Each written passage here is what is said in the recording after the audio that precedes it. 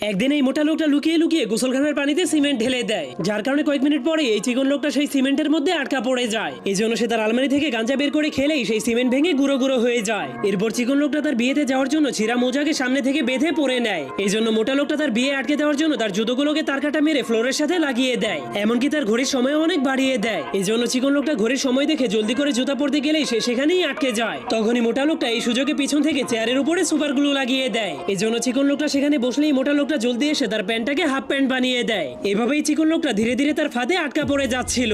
এমনকি মোটা লোকটা লুকিয়ে লুকিয়ে তার আয়নাতে ব্রাশ লাগিয়ে দেয়। এই জন্য চিকন লোকটা আয়নাতে নিজের চেহারা দেখার পর মনে করে তার দাড়িগুলো অনেক বড় হয়ে গিয়েছে। এই জন্য সে মেশিন দিয়ে তার দাড়িগুলোকে কাটতে গেলেই মোটা লোকটা খাম্বার উপরে উঠে কারেন্টের ভোল্টেজ বাড়িয়ে দেয়, যার কারণে মেশিনের স্পিড অনেক বেড়ে যাওয়ার কারণে তার বিয়ের পোশাকগুলো একদমই নষ্ট হয়ে যায়। তখন তার এই অবস্থা দেখে মোটা লোকটা তাকে নিয়ে মজা করতে শুরু করে দেয়। এই জন্য চিকন লোকটা অনেক রেগে তাকে মারতে গেলেই সে দেখতে পায় তার বিয়ের সময় হয়ে গিয়েছে। এই জন্য সে জলদি করে একটা ব্যারেল পরে